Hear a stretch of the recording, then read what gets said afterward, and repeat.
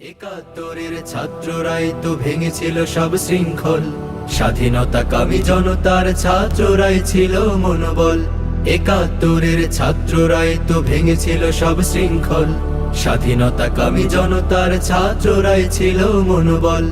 52তে ভাষার জন্য ছাত্র দিয়েছে প্রাণ, 52তে ভাষার জন্য ছাত্র দিয়েছে প্রাণ।